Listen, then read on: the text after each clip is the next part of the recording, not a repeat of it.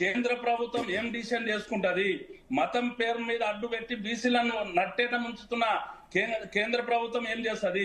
అంటే సాధ్యమైతుందా అన్న ప్రశ్న చేస్తే సాధ్యం కావడానికి వాళ్ళంతా కొంత కష్టపడుతున్నారు. కష్టపడుతున్న వాళ్ళకి మీరు చేతనిస్తారా లేదంటే విమర్శిస్తారా అనేదే కదా. సరే, మళ్ళీ వస్తాను. వెంకటరెడ్డి గారు, గుడ్ మార్నింగ్.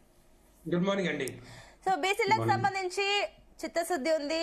బీసీలకు సంబంధించి కూడా మేము అటు బీజేపీ నుంచే ఉంది. ఎందుకంటే అటు రాజకీయంగా బీసీలను నిలబెట్టడం కానివ్వండి, ఆఖరికి ప్రధానితో సహా అందరూ కూడా బీసీలే, మాకు బీసీ పైన చిత్తశుద్ధి ఉంది. ఇన్ కేసు ఒకవేళ అసెంబ్లీ ఎన్నికల్లో కూడా అప్పుడు ఒకవేళ విన్ అయితే బీసీనే సీఎం చేస్తామంటూ కూడా బీజేపీ పార్టీ ప్రకటించింది. అండ్ ఆర్డినెన్స్ విషయంలో కూడా అందరూ కలిసి అటు బీజేపీ కూడా ఆమోదిస్తేనే ఆర్డినెన్స్ సంబంధించి ముందుకెళ్ళింది. అందరు ఆమోదంతో 42% రిజర్వేషన్ కి ఓకే చెప్పుకున్నారు. కానీ మీ బీజేపీ చీఫ్ కి దానికి సంబంధించి కూడా ఇప్పుడు ఫ్రెష్ గా ఆయన రియాక్ట్ అవుతున్నారు. అసలు 9th షెడ్యూల్లో పొందుపరచడమే ఇంపాసిబుల్. అసలు న్యాయ నిపుణులతో చర్చించారా? రేవంత్ కి అవగాహన ఉందా? అసలు ఏం చేస్తున్నారు?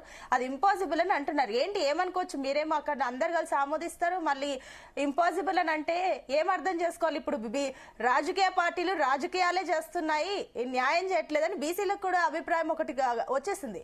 ఏమంటారు? అందరికీ నమస్కారం. కాంగ్రెస్ పార్టీ రాష్ట్రంలో బీసీలని మరొకసారి మోసం చేయడానికి చేస్తున్న ప్రయత్నం ఇదంతా కూడా. ఏ రాష్ట్రాల్లో బీసీ డిక్లరేషన్ తీసుకురాని కాంగ్రెస్ పార్టీ ఈ తెలంగాణ రాష్ట్రంలో ఎన్నికల ముందు కామారెడ్డిలో బీసీ డిక్లరేషన్ తీసుకొచ్చేది. ఎందుకు అంటే దాంట్లో కుట్ర కోణం ఉంది. బీసీ ఓటు బ్యాంక్ కావాలి, మైనారిటీ ఓటు బ్యాంక్ కావాలి, ఎంతసేపు ఉన్నా కూడా గెలవాలన్న ఆలోచనతోటి తీసుకొచ్చిన డిక్లరేషన్ తప్పితే వీళ్ళకి చిత్తశుద్ధి ఎక్కడ కూడా కనిపించట్లేదు.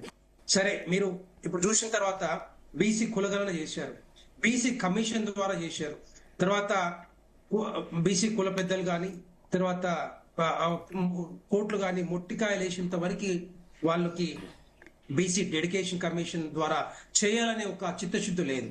తర్వాత అన్ని తప్పులు తడక తీసుకొచ్చిన రిపోర్ట్లన్నీ కూడా మళ్ళా వ్యతిరేకిస్తే మళ్ళొకసారి సర్వే చేశారు. తర్వాత దాన్ని బీసీ బిల్లుని అసెంబ్లీలో పెట్టారు, దాన్ని రాష్ట్రపతి గారు పంపించారు, అది అయిపోయింది. తర్వాత రెండవది ఇంకొకసారి ఏంటంటే ఆర్డినెన్స్ తీసుకొచ్చి ఇటు గవర్నర్ గారు పంపిస్తా ఉన్నారు. ఒకవైపేమో బిల్లు అక్కడ రాష్ట్రపతి దగ్గర ఉంటది, ఇక్కడేమో గవర్నర్ గారి దగ్గర ఉంటది. ఇదంతా ఏంటంటే బీజేపీని బ్లేమ్ చేయడానికి, బీజేపీని మీద బురద జల్లడానికి చేస్తున్న ప్రయత్నం తప్పితే వాళ్ళకి తెలుసు, క్లియర్ గా తెలుసు, సుప్రీంకోర్టు నిబంధన ఉంది, 50% సీలింగ్ ఉంది, 80% సాధ్యం కాదు అని చెప్పి వాళ్ళకి తెలుసు. ఎందుకంటే కర్ణాటక రాష్ట్రంలో అదే పార్టీ కాంగ్రెస్ పార్టీ తీసుకొచ్చి చేతులు కాల్చుకున్న సంగతి అందరికి తెలుసు. కానీ ఇక్కడ ఏంటంటే బీసీలు కావాలి, బీసీలో ఓటు బ్యాంక్ కావాలి, రేపొద్దున స్థానిక సంస్థల ఎన్నికలు గెలవాలి. 18 నెలల నుంచి గుర్తురాంది ఈ 2-3 నెలల నుంచి ముందర పెట్టుకొని దీన్ని ఏది గవర్నర్ గారు పంపించడం, రాష్ట్రపతి గారు పంపించడం, దీనికి భారతీయ జనతా పార్టీ మీద ఇది బురదజాలు చేస్తున్న ప్రయత్నం తప్పితే వీళ్ళకు బీసీల మీద చిత్తశుద్ధి లేదు. అంటే మీరు అంటున్నారు కదా 50% సీలింగ్ ఉంది, అది వాళ్ళకి తెలీదా అని చెప్పేసి మీరు ప్రశ్నిస్తున్నారు. సరే, మరి ఏదైతే ఆర్డినెన్స్ కోసం అన్ని పార్టీలు ఆమోదిస్తున్నప్పుడు, మరి అప్పుడు ఆమోదించినప్పుడు అందులో బీజేపీ ఎమ్మెల్యేలు కూడా ఉన్నారు కదా, మరి వాళ్ళకి తెలీదా దీని గురించి 50% సీలింగ్ ఉంది ఆమోదిస్తున్నప్పుడు? బీసీ బిల్లు ఏదైతే తీసుకొచ్చారో, రెండవది ఏంటంటే దీంట్లో ఇంకొక కుట్ర కోణం కూడా కనపడతా ఉంది. 56% ఉన్న బీసీలు 42% చూపించుకుంటూ ఆ 56%లో ముస్లింలను కూడా బీసీలుగా చేర్చడం అనేది డెఫినెట్ గా కుట్ర కోణం కాదా? దుర్మార్గమైన పని కాదా? మతపరమైన రిజర్వేషన్లు రాజ్యాంగ విరుద్ధమని కాంగ్రెస్ పార్టీకి తెలియదా? 58-66 సంవత్సరాలు పనిచేసిన కాంగ్రెస్ పార్టీ ఈ రోజు మతపరమైన రిజర్వేషన్లు ఇవ్వకూడదని తెలియదా? వాళ్ళకి ఎట్టి పరిస్థితుల్లో ఇది సాధ్యం కాదని తెలియదా?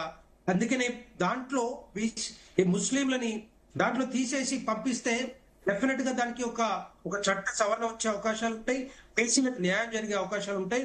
దాంట్లోనే రామచంద్రరావు గారు మరి అదే దాని గురించే ఎట్టి పరిస్థితుల్లో ఇది 9th షెడ్యూల్ లో చేర్చే అవకాశాలు లేవు అని చెప్తా ఉన్నారు. అంటే రెండో ఇందాక point ఏంటంటే, ఒకటి భారతీయ వెంకటరెడ్డి జనతా గారు పార్టీ ప్రభుత్వమే అక్కడ కాంగ్రెస్ నుంచి కూడా విమర్శలు అదే స్థాయిలో వస్తుంది. ఎందుకంటే రామచందర్ రావు అప్పుడు రియాక్ట్ అయినప్పుడు కూడా అటు పొన్నం ప్రభాకర్ డిప్యూటీ సీఎం వీళ్ళందరూ కూడా ఒక రకంగా రియాక్ట్ అయ్యారు. ఎందుకో అసలు మీ బీజేపీ చీఫ్ కి అసలు చిన్న వర్గాలకు సంబంధించి కాస్త చిన్న చూపు ఉన్నట్టుంది, ఆయన కాస్త పట్టించుకోవట్లేదు. ఇంకొకటి ఏంటంటే కూడా ఎందుకు చట్టంలో లేనప్పుడు బీజేపీ ఎంపీలు ఉన్నారు కదా, వాళ్ళు రాజీనామాలు చేయండి, అప్పుడు ఎట్లా రాదో చూస్తామని చెప్పేసి కూడా పొన్నం ప్రభాకర్ ఒక కమెంట్ అయితే చేస్తారు. నేను పొన్నం ప్రభాకర్ కి స్ట్రైట్ గా నేనే అడుగుతా ఉన్నాను, ప్రశ్నిస్తా ఉన్నాను. మీరు నిజంగానే 42% రిజర్వేషన్ అమలు చేయాలంటే మొట్టమొదటిగా మీ మంత్రివర్గంలో 16 మంది మంత్రులు ఉంటే దాంట్లో 8 మందికి కనీసం 6గురికి ఇవ్వమని చెప్పండి. బీసీలకు మంత్రి పదవులు ఇవ్వమని చెప్పండి. వాళ్ళకి సాధ్యమైతే దమ్ము ధైర్యం ఉంటే చేయమని చెప్పండి. వాళ్ళు రాజీనామా చేయాలి. చెప్పాలంటే వాళ్ళు రాజీనామా చేయాలి. ఎందుకంటే వాళ్ళే ఇక్కడ ఇంప్లిమెంట్ చేయనప్పుడు బయట ఎట్లా అడుగుతారు నాకు అర్థం కాదు. మిగతా పార్టీలు ఎట్లా అడుగుతారు? వాళ్ళకి ఆ చిత్తశుద్ధి ఉందా? పోనీ ఆ మాట్లాడే విధానం కూడా కరెక్ట్ కాదు. ఆ పొన్నం ప్రభాకర్ ముందు రాజీనామా చేయాలి. ఎందుకంటే ఆయన బీసీ మంత్రిగా ఉన్నాడు. ఇంకొక 5 మంత్రులు ఆయన చేయించుకోవాలి, మంత్రులుగా బీసీలను చేయించుకోవాలి. డెఫినెట్ గా ఇది చిత్తశుద్ధి భారతీయ జనతా పార్టీకే ఉంది. మేము వాళ్ళ 2 పార్టీలు బీఆర్ఎస్ కానీ కాంగ్రెస్ పార్టీ కానీ వాళ్ళు అనౌన్స్ చేయక ముందే ఒకవేళ భారతీయ జనతా పార్టీ తెలంగాణ రాష్ట్రంలో గెలిస్తే బీసీని ముఖ్యమంత్రి చేసుకుంటామని మేమే చెప్పాం. ప్రధానమంత్రి నరేంద్ర మోడీ గారు తెలంగాణ గడ్డ మీద అనౌన్స్ కూడా చేశారు. కానీ ఆ రోజు మరి గెలవలేదు కాబట్టి బీసీ ముఖ్యమంత్రి చేయలేదు. 2 పార్టీలు చేసే సత్తా లేదు. పోనీ రెండో పాయింట్ కూడా నేను ఇంకొక ప్రశ్న కూడా ప్రశ్నిస్తా ఉన్నాను కాంగ్రెస్ పార్టీని. ఒకవేళ నిజంగానే చేయాలనుకుంటే ముఖ్యమంత్రి రేవంత్ రెడ్డి గారిని తీసేసి బీసీని ముఖ్యమంత్రిని చేయమని చెప్పండి. వాళ్ళకి సాధ్యం అవుతుందా? చేయగలరా? మిగతా పార్టీల మీద బురద జలాడం చేస్తున్న ప్రయత్నాలు కాదు మాని ఇలాంటివన్నీ చేయకుండా మిగతా అన్ని కూడా అడగడం మొదలు పెడతా ఉన్నారు. రెండో పాయింట్, భారతీయ జనతా పార్టీ ప్రధానమంత్రి నరేంద్ర మోడీ గారు జనగణన అనౌన్స్ చేశారు. పాపులేషన్ సెన్సస్ వస్తా ఉంది. ఎట్టి పరిస్థితుల్లో తెలంగాణ రాష్ట్రమే కాదు దేశం మొత్తం కూడా తెలంగాణ కులగణన చేస్తాం. కులగణన వచ్చిన తర్వాత రిపోర్టును బట్టి ఎక్కడ ఎంతమంది ఉన్నారో అంతమందికి రిజర్వేషన్ కల్పిస్తామని చెప్పి డెఫినెట్ గా ఆ కాస్ట్ సెన్సస్ కూడా వస్తా ఉంది. అదే సైంటిఫిక్ రిపోర్ట్ తప్పితే వీళ్ళు చేసిన ఏదైతే తీసుకొచ్చిన రిపోర్ట్ ఏదైతే ఉందో అదే డెఫినెట్ గా కులం లోపభూయిష్టంగా ఉందని చెప్పి అందరూ కూడా ఆ రోజు కూడా చెప్పారు. దాంట్లో మళ్ళీ ముస్లింలు కూడా యాడ్ చేశారు. ఇది భారతీయ జనతా పార్టీ తోటే సాధ్యమవుతుంది. కేంద్ర ప్రభుత్వం తీసుకొస్తున్న జనగణనతో పాటు కులగణన ఏదైతే ఉందో డెఫినెట్ గా దానికి సైంటిఫిక్ గా రిపోర్ట్ ఉంటుంది. రాజ్యాంగ సవరణ చేస్తారు. అప్పుడు డెఫినెట్ గా మన తెలంగాణ రాష్ట్రంలో ఎంతమంది ఉన్నారు, 52%, 56%, 42%, అంతమందికి రిజర్వేషన్ వచ్చే అవకాశాలు ఉంటుంది. తప్పితే Congress party vote bank politics మాని బీసీలను మోసం చేయడం మాని ఎట్టి పరిస్థితుల్లో బీసీ, ఎందుకంటే ఈ రోజు స్థానిక సంస్థల ఎన్నికలు వస్తా ఉన్నాయి. వాళ్ళ ముందు ఒక ఛాలెంజింగ్ ఆప్షన్ తీసుకొచ్చి పెట్టారు. ఎందుకంటే హైకోర్టు కూడా ముట్కాలేసింది. సెప్టెంబర్ 30 లోపల స్థానిక సంస్థల ఎన్నికలు కంప్లీట్ చేయాలి. ఎట్టి పరిస్థితులు కంప్లీట్ చేయాలంటే ఇప్పుడు హడావిడిగా తీసుకొచ్చి ఏది డెవలప్మెంట్ గాని సంక్షేమ పథకాలు గాని ఏవి అమలు చేయకుండా ఇదే అంశం మీద రోజు పేపర్ల మీద పేపర్లు రాసుకుంటూ ప్రెస్ మీట్లు పెట్టుకుంటూ టైం పాస్ చేస్తున్న కాంగ్రెస్ పార్టీ, కాంగ్రెస్ ప్రభుత్వం వీళ్ళు 6 గ్యారెంటీలు కాదు మిగతా ఏది కూడా పట్టించుకునే పాపన పట్టలేదు. అందుకనే కర్రు కాల్చి వాత పెడతారని చెప్పి తెలంగాణ ప్రజలు రెడీగా ఉన్నారని చెప్పి దీనికి ముందులా తీసుకొచ్చి మరి టైం పాస్ చేస్తున్నారు. తప్పితే ఎట్టి పరిస్థితుల్లో కాంగ్రెస్ పార్టీకి చిత్తశుద్ధి లేదు. కాంగ్రెస్ పార్టీ చేయలేదు. ఎందుకంటే 2 పార్టీలు కూడా అంతే. టిఆర్ఎస్ పార్టీ కూడా 10 సంవత్సరాలలో బీసీలకు చేసింది ఏం లేదు. తర్వాత ఈ రోజు కూడా కాంగ్రెస్ పార్టీ చేసేది బీసీలకు చేసేది ఏం లేదు. మీరు ఒక విషయం చెప్తా మేడం, కేంద్ర ప్రభుత్వంలో బీసీ ప్రధానమంత్రులుగా ఉన్నారు. కేంద్ర ప్రభుత్వం మంత్రివర్గంలో 27 మంది బీసీలు మంత్రులుగా ఉన్నారు. చేసుకున్న ఘనత భారతీయ జనతా పార్టీది. ఏ పార్టీ చేయలేదు. కాంగ్రెస్ పార్టీ సంవత్సరాల కొద్దిగా ఉంది. ఎక్కడ కూడా బీసీల గురించి మాట్లాడాలి, బీసీలని మంత్రులు చేయాలనే ఆలోచన కూడా కనీసం రాలేదు. అంటే బీసీలు ఏ విధంగా ఎన్ని సంవత్సరాలుగా మోసం చేసిందో అందరూ అర్థం చేసుకోవాలి. ఇప్పుడు కూడా అదే చేయడానికి ప్రయత్నం చేస్తుంది. తప్పితే ఇంకో మాట వాళ్ళ దగ్గర ఇంకా చేసేది ఏమి లేక ఇంకా చేతులు ఎత్తేసి రేపొద్దున మీరు ఒకటే చూడండి, వీళ్ళు భారతీయ జనతా పార్టీ మీదనే వద్దు చేయడానికి ప్రయత్నం చేసుకుంటూ ఇక వాళ్ళు చేయట్లేదు, మేమే కాంగ్రెస్ పార్టీ నుంచి రిజర్వేషన్లు ఇచ్చి ముందుకు పోతామని చెప్పుకోవడమే తప్పితే ఇంకా వేరే మాటలు ఉండవు అని చెప్పి డెఫినెట్ గా ఇది బీసీలను మరొకసారి మోసం చేయడానికి చేస్తున్న ప్రయత్నం తప్పితే వేరేది ఏమీ లేదు. ఓకే అండి, నేను మళ్ళీ వస్తాను. ఇంకా అదే విధంగా కాంగ్రెస్ నుంచి మానవతరాయ్ గారు కూడా జాయిన్ అయ్యారు. ఎస్ మానవతరాయ్ గారు, good morning. Good morning. Yes, మంత్రులతో కలిసి సీఎం రేవంత్ రెడ్డి ఢిల్లీ టూర్ కు వెళ్తున్నారు. మరోపక్క అటు ఏదైతే తెలంగాణ రాష్ట్రంలో విమర్శలు ప్రతి విమర్శలు అటు బీఆర్ఎస్ నుంచి కానీ బీజేపీ నుంచి కూడా ఒక్కొక్కరుగా స్పందిస్తున్నారు. నిన్న ఏదైతే బీజేపీ చీఫ్ రామచంద్రరావు కమెంట్ ఏదైతే చేశారో 9th షెడ్యూల్లో పొందుపరచడం అది ఇంపాసిబుల్, అసలు ఆయన న్యాయ నిపుణులతో మాట్లాడుతున్నారా తెలుస్తుందా రేవంత్ రెడ్డికి ఇవన్నీ అని చెప్పేసి ఒక అంటే కూడా అటు మీ నుంచి కూడా ఒక డిమాండ్ అయితే వచ్చింది. అటు బీజేపీ ఎంపీలు కూడా రాజీనామాలు చేయండి, ఎట్లా రాదో చూస్తామని చెప్పేసి కూడా ఒక ప్రశ్న, ఇవన్నీ కూడా ఒక రకంగా డిమాండ్లు వస్తున్నాయి. ఏంటి, ఎందుకు అటు బీసీలు కూడా అంటున్నారు ఓటు బ్యాంకు రాజకీయంగానే చూస్తున్నారు కానీ ఎవరికి చిత్తశుద్ధి లేదు, ఏ పార్టీకి సంబంధించి కూడా చిత్తశుద్ధి లేదు, బీసీలని కూడా మోసం చేయడం మానుకోవాలన్న ఒక విమర్శలు వస్తున్నాయి. ఏం చెప్తారు వీటన్నిటికీ? సరే, బీజేపీ వాళ్ళకంటే చిత్తశుద్ధి ఉండదు, వాళ్ళకి ఇంపాసిబుల్ అయింది, మాకు పాసిబుల్ అయింది. అసలు ఈరోజు తమిళనాడును మన ఉదాహరణ చెప్తాను. 69% రిజర్వేషన్. ఆ రోజు తమిళనాడులో అక్కడ ఉన్నటువంటి ప్రజలకు న్యాయం చేయడం కోసం అన్ని పార్టీలు ఒక తాటిపైకి వచ్చాయి.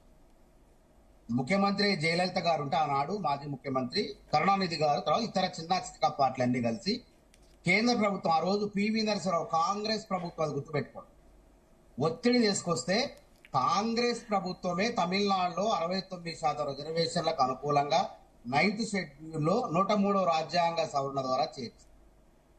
అసలు ఈ దేశంలో రిజర్వేషన్లు ఓబీసీలకు ఇచ్చింది కాంగ్రెస్ ప్రభుత్వమే, పివి నరసింహ ప్రభుత్వం. మండల కమిషన్ సిఫార్సులు అమలు చేసిందే కాంగ్రెస్ ప్రభుత్వం. దళితులకు అణగారిన వర్గాలకు రిజర్వేషన్లు ఇచ్చిందే కాంగ్రెస్ ప్రభుత్వం. కేంద్రీయ విద్యా సంస్థల్లో 27% రిజర్వేషన్లు 2006 వరకు లేవు. అసలు మన్మోహన్ సింగ్, సోనియా గాంధీ గారు కాంగ్రెస్ ప్రభుత్వాలే ఓబీసీల కేంద్రీయ విద్యా సంస్థలు ఐఐఎం, ఐఐటి ఇట్లా సెంట్రల్ యూనివర్సిటీల్లో రిజర్వేషన్ కల్పించిన పార్టీ ప్రభుత్వం కాంగ్రెస్ ప్రభుత్వం. అసలు ఇవాళ ఎన్నికలు ఏమున్నాయి? ఎన్నికల కోసం మేము ఏదో బీసీ లబ్ధి పొందడానికి, ఇది ఎప్పుడో కామారెడ్డి డిక్లరేషన్ లో రాహుల్ గాంధీ గారు హామీ ఇచ్చారు. రాహుల్ గాంధీ గారు మొదటిసారి నుంచి కూడా ఈ దేశంలో మొట్టమొదటి వ్యక్తి కులగణనకు ఆద్యుడు ఆయనే. కులగణన చేయాలి, జనగణనతో పాటు కులగణన చేయాలని పట్టుబట్టినటువంటి నాయకుడు పార్లమెంట్ లోపల బయట. ఎప్పుడో సంవత్సరం క్రితం కామారెడ్డి డిక్లరేషన్ లో ఇస్తే దాన్ని మేము అమలు చేయాలా వద్దా? రాహుల్ గాంధీ గారు ప్రజలకు ఇచ్చిన మాట ప్రకారం బీసీలు మాకు అందరూ ఓట్లేసిన తర్వాత అమలు చేసే క్రమంలో అనేక అవాంతరాలు దాటుకుంటూ న్యాయపరమైన చిక్కులను కూడా చూసుకుంటూ బీసీలకు న్యాయం చేయాలని ముందుకు పోతుంటే బీసీ ద్రోహులైనటువంటి బీఆర్ఎస్, బీజేపీ పార్టీలు ఇలా కాంగ్రెస్ పార్టీ బీసీలకు న్యాయం చేయబోతుంటే కాళ్ళలో కట్టెబెట్టే ప్రయత్నం చేస్తారు. ఇది దేశం మొత్తం చూస్తున్నారు. ఇలా కులగండ వద్దే వద్దన్నారు. కులగండ రాహుల్ గాంధీ అంటే, రాహుల్ గాంధీ నీ కులమేంది, నీ మతమేంది అని చెప్పి రాహుల్ గాంధీని కించపరిచిన వాళ్ళు మోడీ ప్రభుత్వం ఇలా ఒక అడుగు కిందకి దిగి కులగండ చేస్తా అని చెప్పి జనగణనతో పాటు కులగండ చేస్తానని ముందుకు రావడం నిజంగా ప్రశంసించదగ్గ అంశం. ఏదేమైనప్పటికీ ఇక్కడ బీసీల దగ్గర దయచేసి రాజకీయాలు చేయకండి. మేము న్యాయపరమైన అడ్వకేట్ జనరల్ ని కేబినెట్ సమావేశాన్ని పిలిపించి పంచాయతీరాజ్ చట్టంలోని 285 దాన్ని సవరించి ఒక జీవో ద్వారాను వెళ్లి అసలు బీసీలకు స్థానిక సంస్థల్లో వాళ్ళకి అధికారం ఇవ్వాలన్న ఆలోచనతో మంచి ప్రయత్నంతో ముందుకు పోతున్నాం. తమిళనాడులో ఏ విధంగా అందరూ సహకరించారో అదే విధంగా రామచంద్రరావు గారు కూడా ఈయన ఎట చెప్తాడు? అసలు ఇంపాసిబుల్ ఎట చెప్తాడు? కళ్ళ ముందు పాసిబుల్ కనపడుతుంది. మళ్ళీ ఆయనే అంటాడు మధ్యప్రదేశ్ లో కూడా 50% పైన సీలింగ్ దాటి రిజర్వేషన్లు అమలవుతున్నట్టు. మరి తమిళనాడు, మధ్యప్రదేశ్ లో అమలవుతున్నప్పుడు నీకేందంట బాధ? వాళ్ళ అభ్యంతరం ఒకటి ఏం చెప్తున్నారు, ముస్లింలను బీసీల్లో చేర్చారని చెప్తారు. ఎంత తొండి, ఎంత వితండవాదం అండి. గుజరాత్ లో 170 ముస్లిం కులాల పక్కా భక్తు ముస్లిం పేర్లతో ఉన్న కులాలను ఆడ విభజించి ఓబీసీలో చేర్చారు. ఇక్కడ కూడా కాంగ్రెస్ ప్రభుత్వం కూడా సహసిద్ధంగా శ్రామిక వర్గాలు ఎవరైతే ఉన్నాయో, పారిశుద్ధ్య వర్గాలు, దోబి, నాయి బ్రాహ్మణ, దూదేవి, ఇట్లాంటి వాళ్ళు ఆల్రెడీ కొంతమంది ఇంతకుముందే ఉన్నారు. అట్లాంటి వాళ్ళు ఎవరైతే ఉన్నారో వాళ్ళని ప్రయోజకులుగా చేర్చేందుకు వాళ్ళ బీసీలో పెట్టినాం. దాన్ని ఒక రిజర్వేషన్ కలిపి వాళ్ళ జనాభా 10.28% అని తెలిసిన ఇద్దరం కలిపితే బీసీలు, ముస్లిం బీసీలు కలిపితే 56.33% అని శాస్త్రీయబద్ధంగా డెడికేటెడ్ కమిషన్ కూడా చెప్పింది. ప్రభుత్వాలు చేయవు ఎప్పుడు కూడా కులగణన కమిషన్లు చేస్తే 7 రాష్ట్రాల్లో ఈ రిజర్వేషన్లు అమలవుతున్నాయి.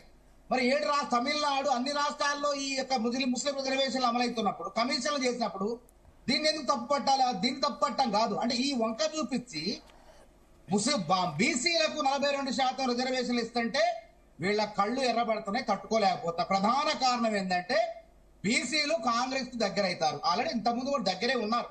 దగ్గర ఉండబట్టి తెలంగాణలో అధికారం ఇచ్చారు. రేపు రాహుల్ గాంధీని కూడా ప్రధానమంత్రిని చేయబోతారు.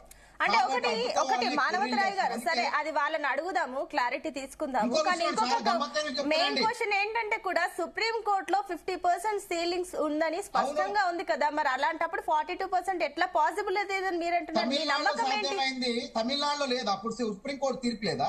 తమిళనాడులో 69% ఉంది, మధ్యప్రదేశ్ లో 50% దాటింది. తెలంగాణలో ఎందుకు వీళ్ళు కడుపు మండుతుంది అంటున్నా. అందుకే నాకు తెలిసి నాకు ఉపరాష్ట్రపతిని రాజీనామా చేయించి కేసీఆర్ గారిని ఉపరాష్ట్రపతి చేయించి ఇట్లాంటి అడ్డుకునే ప్రయత్నం చేస్తారు. నాకు సమాచారం మాకు తెలుస్తుంది. ఇంకో అంశం ఏంటంటే ఇక్కడ అవినీతి కేసులు ఉచ్చు పెరిగింది.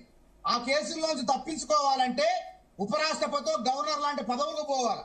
కాబట్టి కేసీఆర్ గారు గతంలో రాజ్యాంగాన్ని వ్యతిరేకించారు, రాజ్యాంగాన్నే మార్చాలన్నారు. కాబట్టి బీజేపీ వాళ్ళకి అనుకూలమైన వ్యక్తి కాబట్టి ఆయన ఉపరాష్ట్ర పదవి పంపించి అక్కడ పదవిలో పంపించేసి ఆయన కేసుల నుంచి ఆయనకు మినహాయింపు కల్పిస్తూ ఇంకో పక్క ఇట్లా రాజ్యాంగపరమైనటువంటి రిజర్వేషన్లు అడ్డుకునే ప్రయత్నాన్ని బీజేపీ చేస్తుంది. మానవతరాయ్ గారు, మీ పాయింట్ పైన సబ్మిషన్ ఉందంట వెంకటరెడ్డి గారు. బీజేపీ కలవబోతుంది అన్న దానికి ఇవాళ ఉపరాష్ట్రపతి ఎందుకు రాజీనామా చేసిండో కేసీఆర్ గారి కోసమే రాజీనామా చేసిందని చెప్పి మేము స్పష్టంగా చెప్తున్నాం. కనపడుతున్నాయి అక్కడ. మీరు చాలా కీలకమైన కామెంట్స్ చేస్తారు, దాని గురించి ఒకసారి వాళ్ళని కూడా ఎక్స్ప్లెనేషన్ ఇచ్చుకునే ఛాన్స్ ఇవ్వండి. వెంకటరెడ్డి గారు ఏం చెప్తారు? చాలా కీలకమైన కామెంట్స్ అయితే చేస్తారు. కాంగ్రెస్ పార్టీకి ఏం మాట్లాడో తెలియక, ఏం చెప్పాలో తెలియక, బీసీలని మోసం చేస్తున్న క్రమంలో ఈ మాటలు మాట్లాడుతా ఉన్నారు. ఈ పచ్చి అబద్ధాలు, ఇవన్నీ కూడా పచ్చి అబద్ధాలు. కేసీఆర్ గాని, కేటీఆర్ గాని, బీఆర్ఎస్ పార్టీ గాని భారతీయ జనతా పార్టీకి అవసరం లేదు అని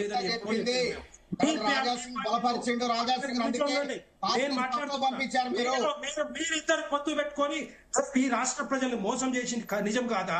సంవత్సరాలు కొద్దిగా మోసం చేసింది నిజం కాదా? మీరు తెలంగాణ రాష్ట్రం రాకముందు మీరిద్దరు కూడా పట్టలేసుకొని తెలంగాణ రాష్ట్రాన్ని ముంచింది నిజం కాదా? బీఆర్ఎస్ పార్టీ, కాంగ్రెస్ పార్టీ కదా రెండు మంత్రి పదవులు తీసుకొని రకరకాలుగా ఈ రాష్ట్రాన్ని మోసం చేశారు, రాష్ట్ర ప్రజల్ని మోసం చేసింది నిజం కాదా? భారతీయ జనతా పార్టీకి ఎట్టి పరిస్థితుల్లో బీఆర్ఎస్ పార్టీ అవసరం ఉండదు. కేసీఆర్ ని ఎట్టి పరిస్థితుల్లో ఎక్కడ కూడా దగ్గరికి కూడా రాని ఇచ్చే ప్రసక్తి ఈ రాష్ట్రానికి భారతీయ జనతా పార్టీ కావాలి. తెలంగాణ ప్రజలందరూ కూడా డిసైడ్ అయ్యారు. మీరు అట్లా మీరు కర్ణాటకలో తీసుకొచ్చారు. మాట్లాడతారు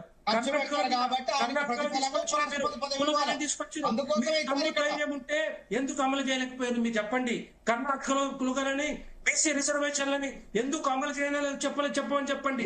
మిగతా రాష్ట్రాల్లో తీసుకురాలేదు, మిగతా రాష్ట్రాల్లో బీసీ డిక్లరేషన్ తీసుకురాలేదు. ఈ తెలంగాణ రాష్ట్రంలో ఎన్నికల ముందు బీసీ డిక్లరేషన్ సమాధానం చెప్పండి. ఓటు బ్యాంక్ పాలిటిక్స్ కోసం కాదు. మానవతరాయ్ గారు ఒక